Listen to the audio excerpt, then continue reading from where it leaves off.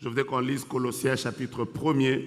Nous allons lire le verset 12e et le verset 13. Colossiens chapitre 12, le verset 13. Et quand vous lisez au verset 13, il dit « Rendez grâce au Père ». Rendez grâce au Père, mais rendez grâce au Père pour 3 choses. La première, rendez grâce au Père parce qu'il vous a rendu capable d'avoir part à l'héritage des saints dans la lumière. La deuxième chose, il dit, rendez grâce au Père parce qu'il vous a délivré de la puissance des ténèbres. Et la troisième chose, il dit, rendez grâce au Père parce qu'il vous a transporté dans le royaume du Fils de son amour. Il insiste, il dit, vous devez rendre grâce pour ces 3 choses. Premièrement, Dieu vous a rendu capable d'avoir part à l'héritage des saints dans la lumière. Mais la deuxième chose, rendez grâce parce que Dieu vous a délivré de la puissance des ténèbres. Mais la troisième sur laquelle je voudrais mettre mon accent, c'est que l'apôtre dit, rendez grâce à Dieu, rendez grâce au Père, parce qu'il vous a transporté du royaume des ténèbres où vous étiez, du royaume des ténèbres où s'est passé des choses ténébreuses, mais il vous a transporté dans le royaume du Fils de son amour. Je voudrais juste ouvrir une parenthèse rapidement avant que je rentre dans mon texte. Il y a 2 jours, j'étais à Kinshasa. J'ai été transporté par une compagnie. Et donc, la compagnie m'a transporté et m'a emmené en France. Je me suis retrouvé au milieu de vous à cause du fait que j'ai juste pris cette compagnie et elle m'a transporté. Je voudrais déjà commencer par là. Qu'il y ait embouteillage à Kinshasa, qu'il y ait froid à Kinshasa, ce qui se passe à Kinshasa ne m'atteindra plus. Je répète, à cause du fait que j'ai pris un avion, j'ai quitté Kinshasa et que je suis maintenant à Paris, tout ce qui se passe à Kin, même si on cite mon nom, même si on tire une balle sur ma photo, même s'il pleut à Kinshasa, même s'il y a embouteillage, ce qui se passe à Kinshasa ne me concerne plus. Même si on faisait des incantations, ça ne me concerne plus. Vous savez pourquoi ça ne me concerne pas? Parce que simplement, un verbe s'est passé dans ma vie. J'ai été... C'est vrai que nous venons des familles difficiles. C'est vrai que ça ne marche pas de là où nous venons.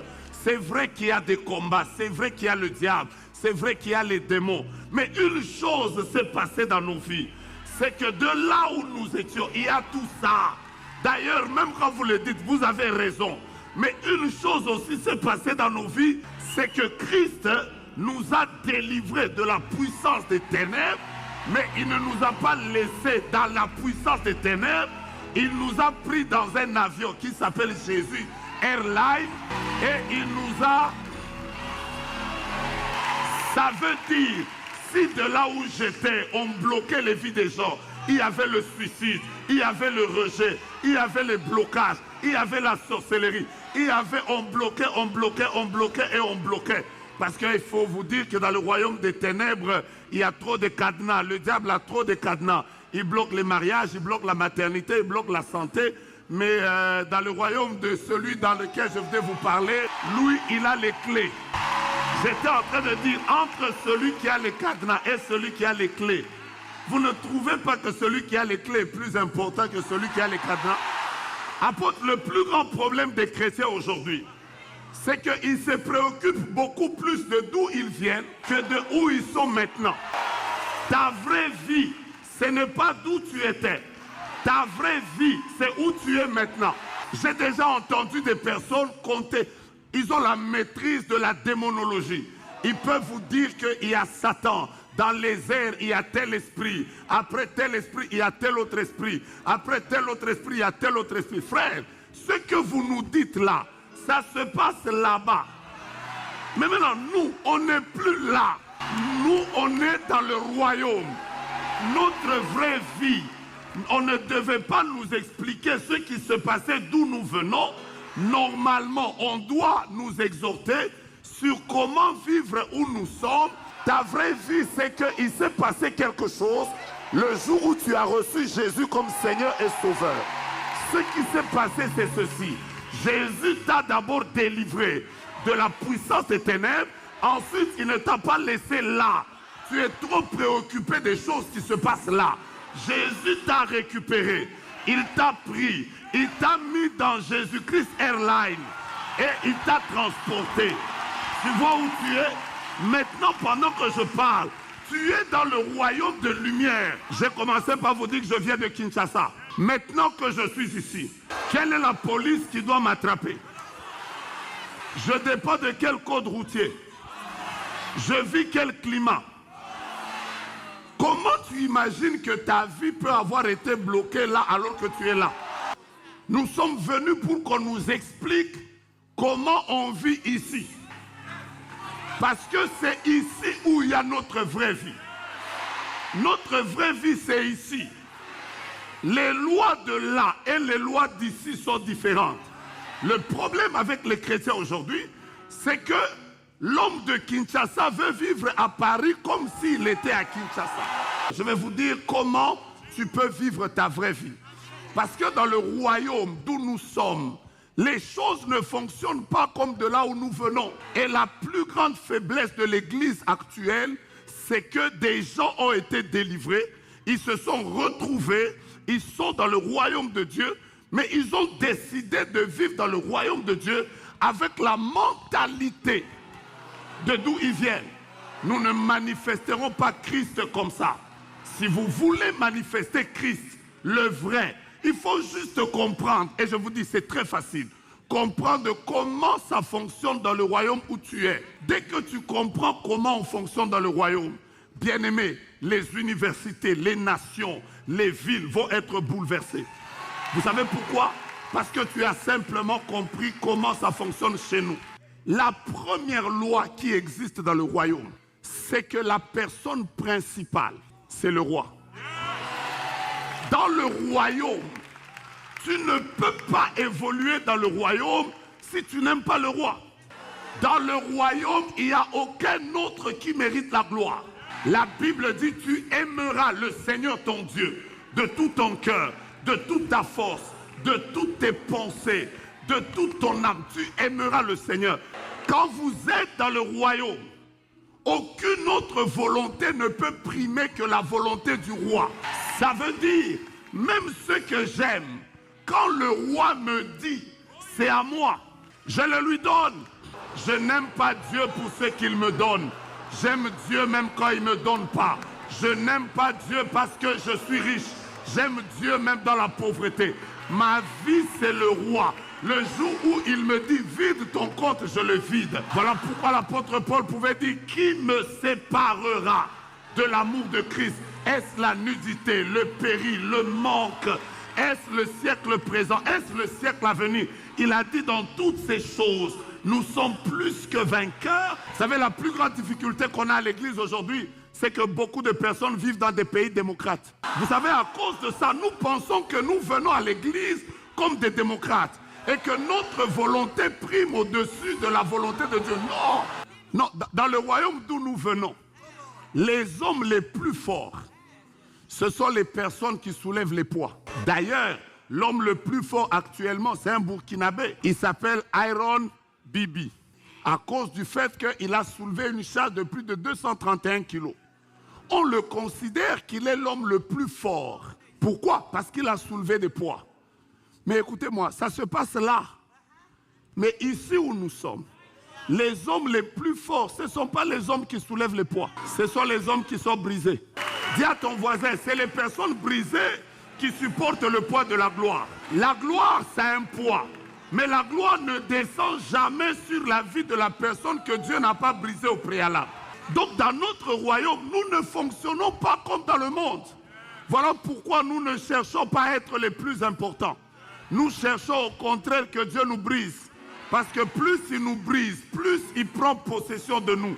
Plus il nous vide, plus il nous enlève tout ce qu'il y a de valeureux. Plus il nous brise, plus le poids de la gloire devient supportable. Parce que la gloire elle-même a un poids et la gloire a toujours écrasé les personnes non brisées. Pour supporter la gloire, il faut que tu t'effaces. Voilà pourquoi les messages comme celui qu'on a entendu hier soir de l'apôtre nous a fait pleurer. Pourquoi? Parce qu'il est en train de nous préparer justement à porter le poids de ce que Dieu veut faire avec nous dans cette génération. Quand Dieu nous dit, dépouillez-vous de tout, laissez Dieu prendre la place, donnez-lui tout ce qu'il faut. Ce message-là dans notre royaume, nous l'aimons parce que ça fait partie des principes qui permettent que nous supportions ce que le roi veut faire dans le royaume. Est-ce que vous savez que vous êtes dans le royaume des Lumières? Il y a quelque chose qui veut se faire. Mais ce que Dieu veut que nous comprenions dans cette saison, c'est que nous devons beaucoup plus appréhender, maîtriser, comprendre ce qui se passe dans notre royaume. Le jour où tu comprends que je ne suis plus là, je suis ici, tu prendras le temps de dire au maître comment tu veux que je fonctionne. Tout celui qui comprend ça, vivre pleinement la vie de Christ, ça ne sera pas quelque chose de forcé. C'est comme ça que nous forçons tout. Nous forçons miracle, c'est forcé. Prophétie, c'est forcé. Prédication, c'est forcé. La vie de Christ n'est pas réelle. Le problème se trouve où? Ça se trouve dans le fait de l'intégration. Je sais que dans cette salle, il y a des personnes qui sont nées dans ce pays qui ne comprennent pas ce que je suis en train de dire. Mais il y a aussi des personnes qui ont eu la grâce de quitter un autre pays pour venir s'intégrer dans un autre. Si tu as été intégré, tu comprendras ce qu'on appelle l'intégration. Tu dois parfois apprendre le vocabulaire de là. Tu dois apprendre la manière de faire de là. Tu dois apprendre parce que si tu n'apprends pas, ta vie sera difficile. C'est comme ça qu'il y a des gens qui sont dans le royaume des cieux. Vous les voyez n'évoluant pas. Vous priez, ils prient avec vous. Ils sont les mêmes hier, aujourd'hui. Non, ils vont changer dans la conférence. Mais nous nous demandons, qu'est-ce qui arrive? Pourquoi il y a encore des gens qui n'évoluent pas? Pourquoi il y a des gens qui ne percent pas?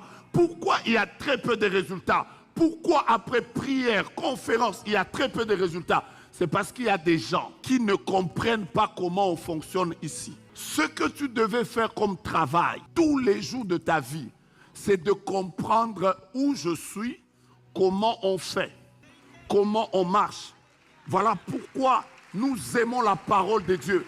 La Bible déclare, comment un jeune homme rendra-t-il pur son sentier? C'est en se dirigeant selon la parole de Dieu.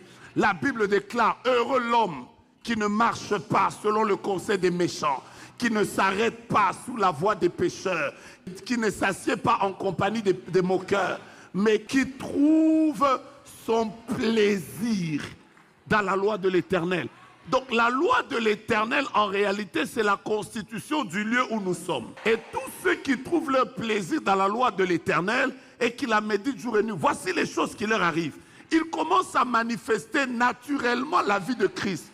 Il est comme un arbre planté près d'un courant d'eau qui donne son fruit en chaque saison et dont le feuillage ne flétrit point. Tout ce qu'il fait lui réussit. Dans notre constitution, ne prends pas le maître comme ta brebis. Dieu ne doit pas être derrière. Et toi, tu es son berger, tu le tires où tu veux. Seigneur, je vais entrer dans ce mariage. Seigneur, je vais faire ce business. Non, dans notre constitution, c'est l'Éternel est mon berger. Je ne manquerai de rien. Il me fait reposer dans des verts pâturages. Il me dirige près des eaux paisibles. Il restaure mon âme. Il me conduit dans les sentiers de la justice à cause de son nom. Quand je marche dans la vallée de l'ombre de la mort, je ne crains aucun mal, car tu es avec moi. Ta houlette et ton bâton me rassurent. Tu dresses devant moi une table en face de mes adversaires. Tu ouaies ma tête et ma coupe, le bonheur et la grâce.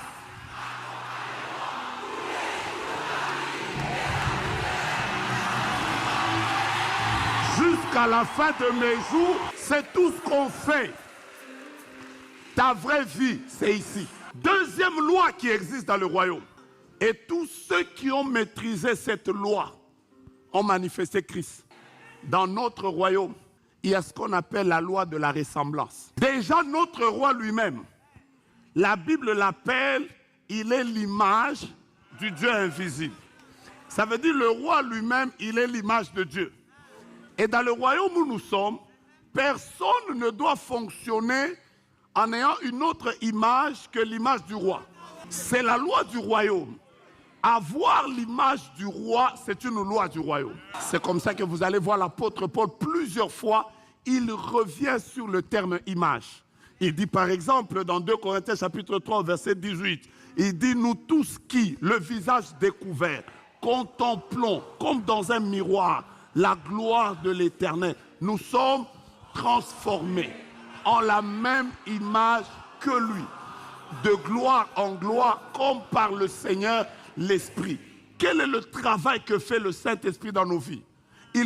C'est important. Dans notre royaume, tu t'appelles tel, mais quand les gens te regardent, ils ne doivent pas voir autre chose que l'image du roi.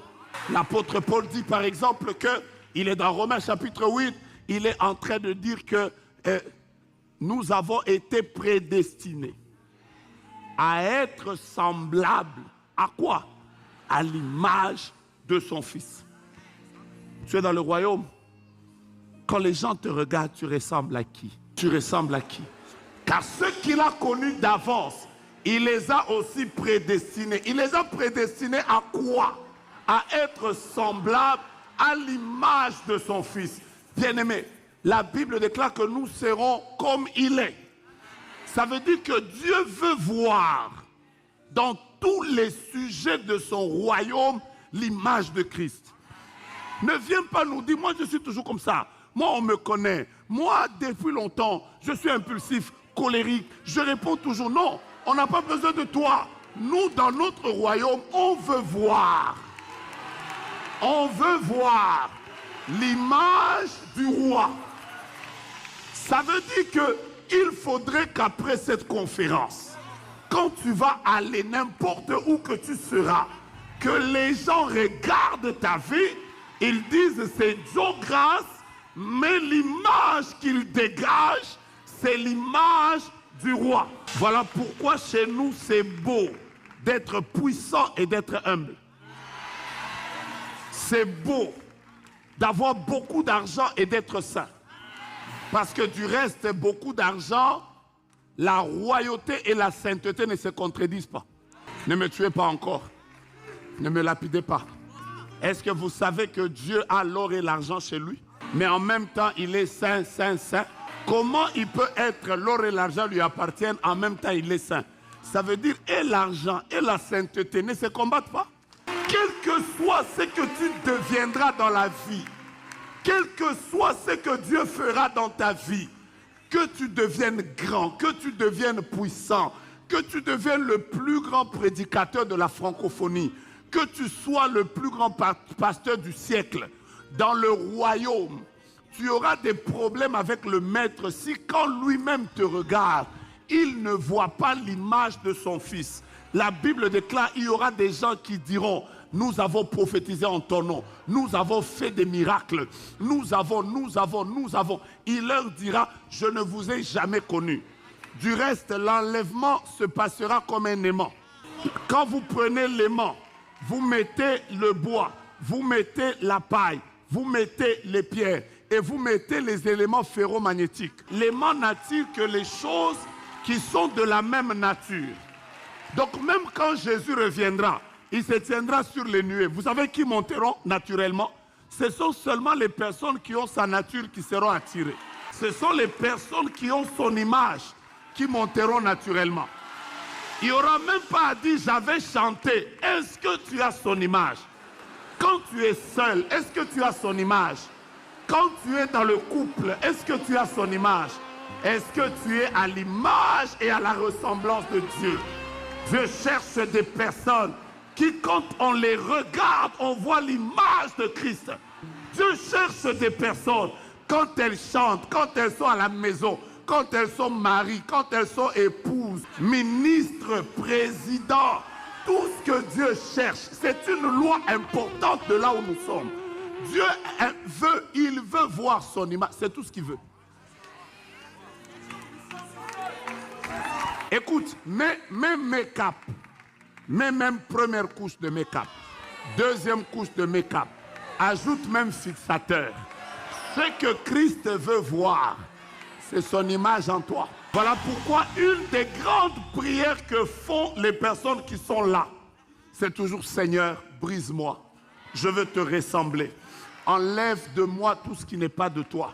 Brise-moi, je veux être une personne qui dégage ta présence. Seigneur, aide-moi. » Quand ces personnes pêchent, elles sont là, Saint-Esprit, ne me laisse pas. Je voudrais que tu me chantes. Ça, c'est la prière des hommes qui vont tenir pendant longtemps.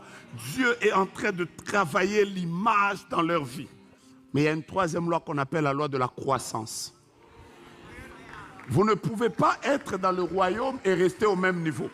Dans notre royaume, il faut grandir. Tu ne peux pas être dans ce royaume et tu ne grandis pas.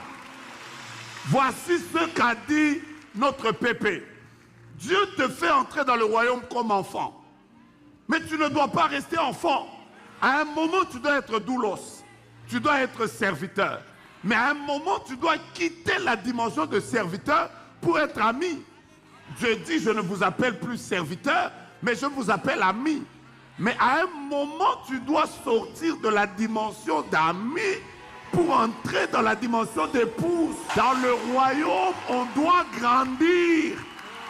On ne doit pas te trouver le même. Ça fait combien de semaines royales auxquelles tu as participé? Tu n'es qu'en train de prier. Tu as participé à combien de prières? C'est 72 heures de prière, tu étais là. 48 heures, tu étais là. Tu as participé à des prières et à des prières. Tu as entendu des enseignements et des enseignements. Tu as lu des livres et des livres. Maintenant, grandis. Je répète maintenant. Quand vous lisez par exemple dans le psaume chapitre 92, quelque part il est écrit « Les justes croissent comme les palmiers. Plantés dans la maison de l'Éternel, ils grandissent comme les cèdres du Liban. » Il faut grandir. Dieu veut, c'est une loi du royaume. Il faut grandir. Jésus-Christ lui-même, il est écrit sur lui qu'il croissait en stature, en sagesse et en grâce. Il croissait. Grandir fait partie des principes du royaume. Pourquoi Jésus avait-il maudit le figuier? Parce que les fruits que le figuier devait donner, il n'en avait pas. La Bible déclare, tout arbre qui ne produit pas de fruits sera coupé et jeté au feu. Quel fruit tu produis après tes 10 ans dans la foi? Après tes 5 ans dans la foi? Après tes 15 ans dans la foi? Tu ne peux pas être le même pasteur produisant les mêmes résultats. Non! Tu commences par, même si tu voyais les visions en noir et blanc, il faut grandir. Ça ne doit pas. On grandit en tout. On grandit dans l'écoute de Dieu. On grandit dans la connaissance de la parole. On grandit dans le caractère. On grandit dans l'éthique. On grandit dans la prière. Tu ne peux pas être là. Tu ne fais que des prières que tu fais dans un drap. Et tu dis Amen le lendemain. Non? Tu es là en train de prier, Seigneur, je te rends grâce. Tu viens dire Amen le lendemain. Après, tu t'étonnes. J'ai dormi dans la prière. Grandis. Tu dois être à mesure de prier, de chercher la face de Dieu, de jeûner. Tu dois être capable de rester longtemps dans sa présence. Tu dois monter dans l'autorité. Tu dois grandir. Et c'est la volonté de Dieu. Est-ce que vous voulez que je vous parle de Jésus? Même dans le don, il faut grandir. Même dans l'onction, il faut grandir. Pasteur, je vous parle de Jésus. Remarquez par exemple, je prends juste l'aspect résurrection des morts. Jésus a fait plusieurs résurrections des morts. Jean dit qu'il y a des miracles que Jésus a fait. Si on devait les raconter, même pas les livres ne le contiendraient. Donc Jésus a fait plusieurs miracles. Mais je veux juste vous parler des 4 résurrections des morts que Jésus a fait au cours de sa vie. Je peux y aller? La première résurrection de mort que Jésus a faite, il a ressuscité la fille de Jairus. Et quand vous étudiez attentivement cette résurrection, vous allez comprendre que Jésus avait ressuscité un enfant qui était mort seulement de quelques heures. Parce que voici ce qui se passait. Le papa est venu voir Jésus. Il a dit à Jésus que ma fille est malade. Donc à ce moment-là, la fille était malade. Jésus a pris beaucoup de temps pour guérir d'abord la femme qui avait la perte de sang. Après, on est venu lui annoncer que l'enfant était mort. Vous voyez, comme il parlait encore, surveille chez le chef de synagogue des gens qui disent « ta fille est morte ». Et la première résurrection de Jésus, c'était la résurrection d'une fille qui n'était morte que de quelques heures. Mais vous allez voir que la deuxième résurrection de Jésus, Jésus a ressuscité l'enfant de la veuve qui était fils unique. Et quand vous étudiez la culture juive, vous comprendrez que c'est quelqu'un qui était mort il y a peut-être 2 jours et on est allé l'enterrer. J'ouvre une parenthèse que je referme.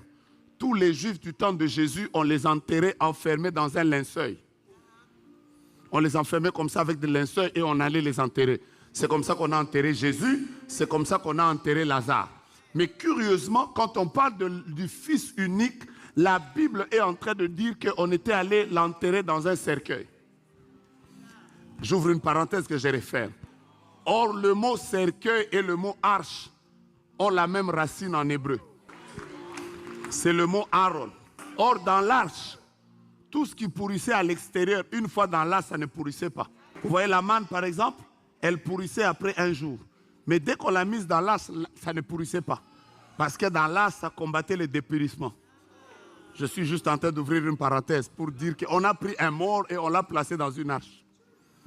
Dans un endroit où il y a la vie. Je suis déjà en train de prophétiser. Que tu es venu ici malade, mais tu es quand même venu dans la présence de Dieu. Ce qui veut dire qu'en sortant de ce lieu, tu dois être guéri. Tu ne m'as pas donné un amen sérieux. Je répète que tu dois être guéri.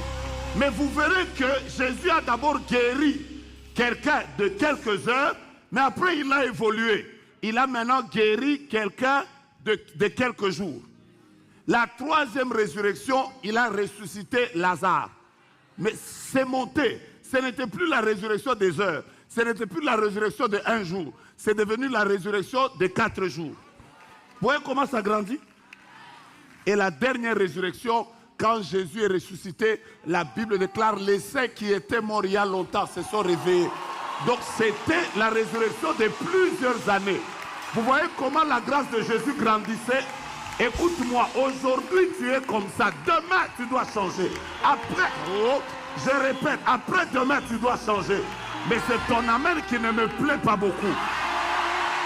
Aujourd'hui la cité royale est comme ça, revenez nous voir dans 5 ans. Ah mais je vous dis la vérité, nous allons avoir 1 million de membres de ICC. Que tu dises Amen, que tu ne dises pas Amen, je prophétise que nous sommes en train de grandir. Oh, tiens d'abord tes voisins. Dis-leur, on ne restera pas au même niveau. On ne restera pas au même niveau. Parce que nous, dans notre royaume, on ne recule pas. Dans notre royaume, on avance. On va de gloire en gloire, de victoire en victoire, de conquête en conquête. Pendant que tu bouges comme ça, que tout ce qui n'allait pas dans ta vie soit connecté à la grâce. Que Dieu te fasse monter, que Dieu te fasse évoluer, que Dieu te fasse monter. Mais c'est ton amen qui ne me permet pas de te parler. Remarquez comment ça marche dans le royaume. La Bible déclare, les adolescents se lassent, les jeunes gens se fatiguent. Mais ceux qui se confient en l'Éternel, ils renouvellent leur force. Maintenant, attendez. La Bible montre 3 manières d'avancer. La Bible déclare, par exemple, il marche et il ne se fatigue pas. Mais la Bible donne une deuxième manière. Il court et il ne se lasse pas. La Bible donne une troisième manière. Ils prennent le vol comme les aigles. Ça veut dire qu'il y a un temps dans la vie où on marche. Mais il y a aussi un temps dans la vie où on court. Mais il y a aussi un temps dans la vie où on ne marche pas, où on ne court pas. Mais là, on doit voler. Ah, je déclare que tu prends de l'envol. Je déclare que tu prends de l'envol. Ton amen ne me permet pas de prophétiser. Tu prends de l'envol. Je te parle, je parle de tes affaires. Je parle de ton ministère. Toi et ton couple, vous ne resterez pas au même niveau. Décollez, décollez, décollez. Dans le royaume de Dieu, on doit grandir. J'ai dit, on doit faire quoi? Dans le royaume de Dieu, on doit monter. J'ai dit, on doit faire quoi? Écoutez, il y a des versets comme voici mon serviteur montera. Il s'élèvera et il montera bien haut. Il sera haut placé. Ça veut dire qu'alors, voilà pourquoi même quand les gens te combattent, c'est parce qu'ils ne savent pas que tu es connecté à un autre royaume. Dans notre royaume, la loi de la pesanteur n'existe pas.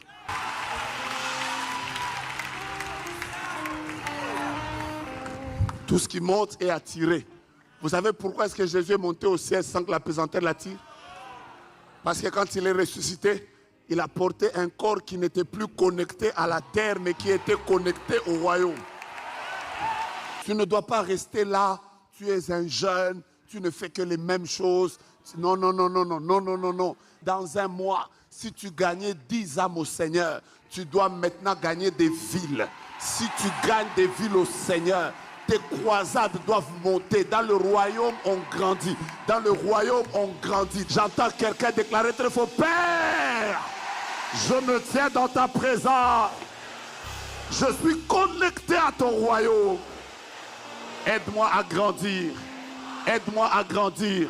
Et il n'y a pas un niveau où on s'arrête. Dans le royaume, on grandit tout le temps. Voilà pourquoi le verbe avec Dieu, le verbe qui suit est au futur. Il n'est pas au présent. Vous savez pourquoi? Parce que même quand tu as fait des exploits aujourd'hui, ce verbe-là reste au futur. Tu as fait des exploits aujourd'hui, mais avec Dieu, nous ferons. Dès que tu as fait encore, le verbe reste au futur. Avec Dieu, nous ferons. Ne t'arrête pas. Dans le royaume, quand tu arrêtes de grandir, tu ne vis plus la vraie vie de Christ. C'est comme ça qu'on est fait, que Dieu ne fait que nous parler ici par ses serviteurs. Vous devez atteindre la dimension d'épouse. Vous devez atteindre la dimension d'épouse. Vous devez atteindre la dimension d'épouse. Pourquoi Dieu insiste? Pourquoi Dieu insiste? Pourquoi Dieu insiste?